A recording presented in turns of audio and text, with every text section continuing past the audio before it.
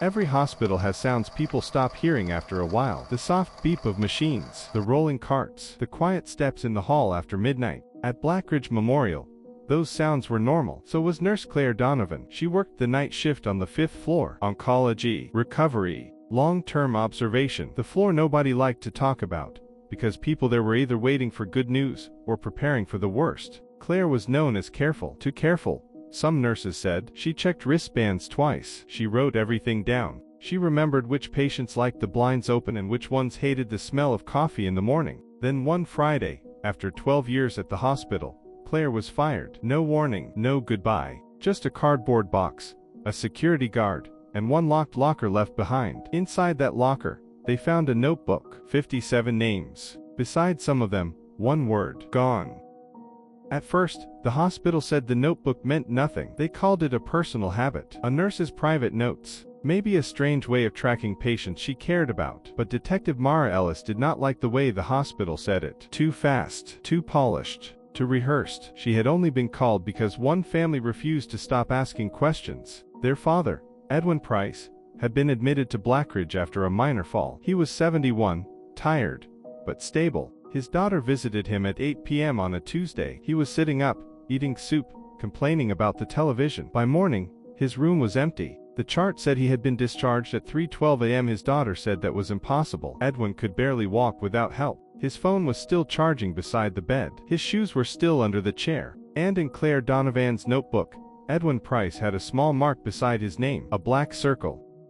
Mara started with the simple questions. Who discharged Edwin Price? Where did he go? Who signed the paperwork? The answers should have taken minutes. Instead, they took hours. The discharge form had a signature, but it looked wrong. The transport company said they had no pickup from Blackridge that night. The security camera near the 5th floor elevators had gone offline for 19 minutes. The hospital called it a system issue. Mara called it convenient. Then she asked to speak with Claire Donovan. The answer came back quickly. Claire had not returned calls. Claire had not answered her apartment door. Claire had not been seen since the night she was fired. That was when the notebook stopped looking strange. It started looking important. Because Edwin Price was not the only name marked with a black circle. There were 8 others. All older patients. All discharged at night. All with families told not to worry.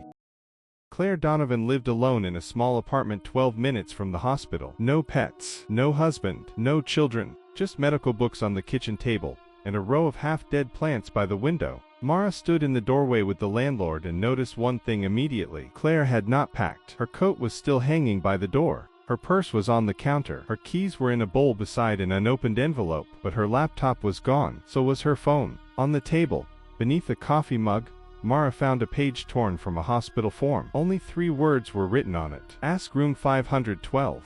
Room 512 had belonged to Eleanor Shaw, 84 years old, former school principal, sharp mind, no close family. Hospital records said Eleanor had been transferred 2 weeks earlier to a private recovery center outside town. But when Mara called the center, the receptionist paused, then said they had no patient by that name.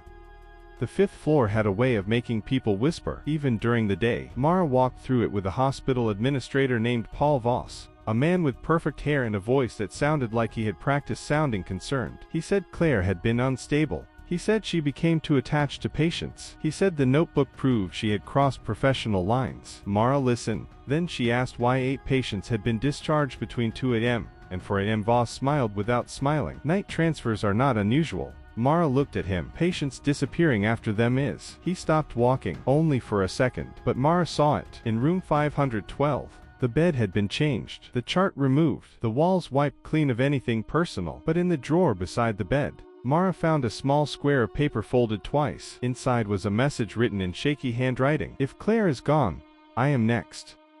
Eleanor Shaw had been careful. That was what made her different. Most patients trusted the hospital. They signed what they were told to sign. They swallowed what they were given. They believed a white coat meant safety. Eleanor did not. She had spent 40 years watching teenagers lie badly and adults lie worse. She knew when a story had missing pieces. 3 nights before her transfer, she told Claire she heard 2 men outside her room talking about moving the quiet ones first. Eleanor had started writing times down. Footsteps at 2:10. A cart outside room 509. A man in a gray jacket, who never wore a badge. A patient who was there at midnight and gone by breakfast. Claire told Eleanor to stop writing things where anyone could find them.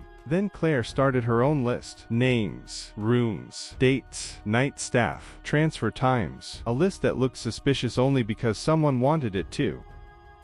Mara found the first real crack in the pharmacy records, not in what was written, in what had been corrected. Several medication logs from the 5th floor had been edited after the fact. Dosages changed, times adjusted, nurse initials added to entries that did not match the shift schedule. 3 altered records had Claire Donovan's initials, but Claire had not been working those nights. Someone had used her name. The hospital called it a clerical mistake. Mara was starting to hate that phrase. Then one of the younger nurses agreed to meet her behind a closed grocery store. Her name was Nina Patel. She looked terrified. Nina said Claire had been asking questions for months about night discharges, about missing transport forms, about patients moved without family consent. Then Nina said the sentence Mara had been waiting for. Claire kept the list because she thought someone was making patients disappear.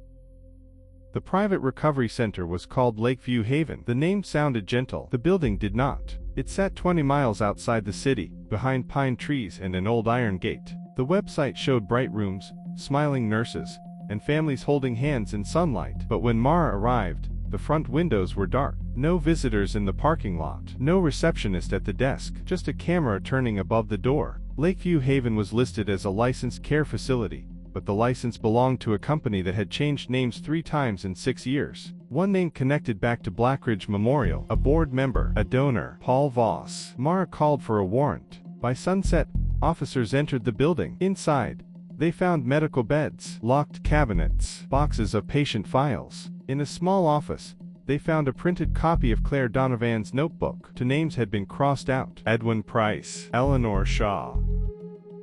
Edwin Price was found alive, barely. He was in a room at Lakeview Haven with no phone, no visitor list, and no record of how he had arrived. He told Mara he remembered waking up in the hospital to someone saying he was approved for transfer. He said he tried to ask questions, but the nurse beside him told him not to make things harder. It was not Claire. He was sure of that. Claire had been kind to him. The woman that night had covered her badge with her hand. Edwin remembered another thing. A man standing near the door. Gray jacket, no badge. Eleanor had written about a man like that. When Mara showed Edwin a photograph of Paul Voss, he looked at it for a long time. Then he said, "That's him." It was not enough for an arrest. Not yet. But it was enough to turn a missing patient complaint into something larger. Fraud, illegal transfers, false medical records, and maybe something worse. Claire was found 2 days later, not hiding, running.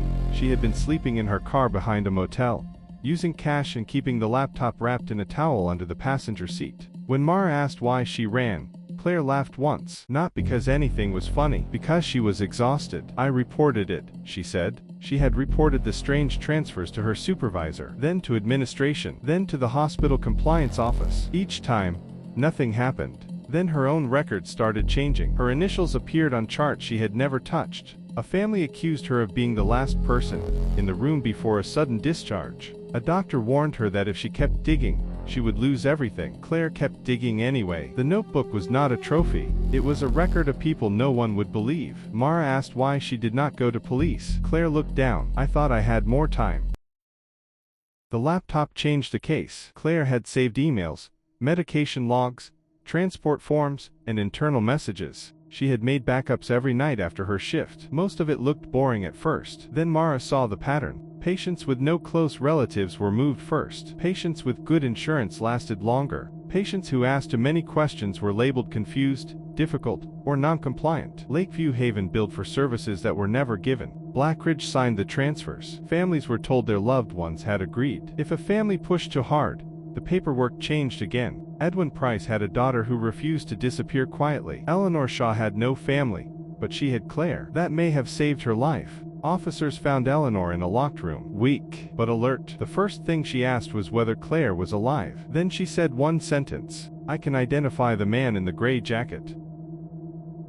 Paul Voss was arrested at Blackridge Memorial 3 mornings later. He was walking through the lobby with a coffee in one hand and a phone in the other when 2 detectives stopped him near the elevators. He did not run. Men like Voss rarely do. He asked if this was necessary. Mara said yes. In court, prosecutors argued that Voss and others had used vulnerable patients as a business model. Move them quietly. Control the paperwork. bill the insurance, hide the complaints, blame the nurse who noticed. The defense said Claire Donovan was unstable, obsessive, angry after being fired. Then Eleanor Shaw took the stand. She was thin, pale, sitting in a wheelchair, but her voice did not shake. She described the man in the gray jacket. She described the night transfers. She heard her own name outside her room. Then she looked at Voss. "That is the man who said I had no one to call." Voss looked afraid.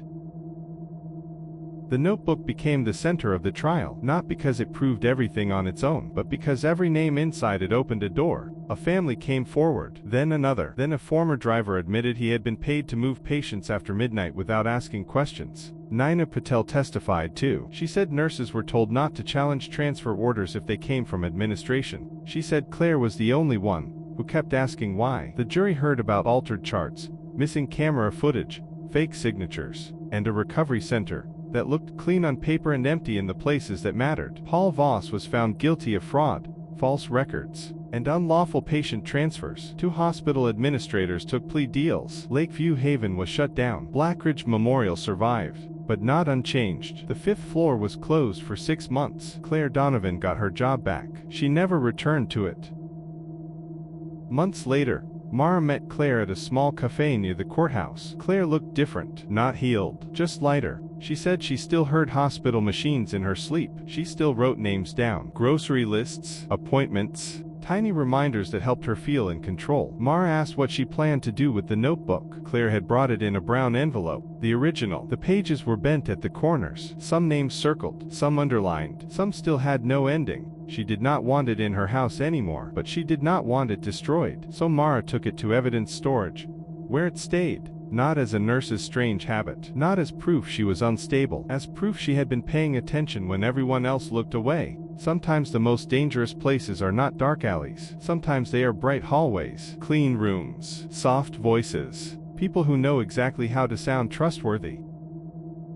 The story of Claire Donovan became known as the list case. Some people in Blackridge wanted to forget it quickly. They wanted new signs, new policies, new training videos that made the hospital feel safe again. But families remembered. They remembered the phone calls that made no sense, the discharge papers they never saw signed, the rooms that were empty before anyone explained why. Edwin Price went home to his daughter. Eleanor Shaw lived long enough to see the first convictions. And Claire never called herself a hero. She said heroes do not wait that long. But maybe that was not fair, because fear does not always look like silence. Sometimes fear looks like a nurse at a kitchen table after a 12-hour shift, writing down one more name because she knows the official record may disappear by morning. This was Docket Stories, where every case file has a story. Subscribe for the next case.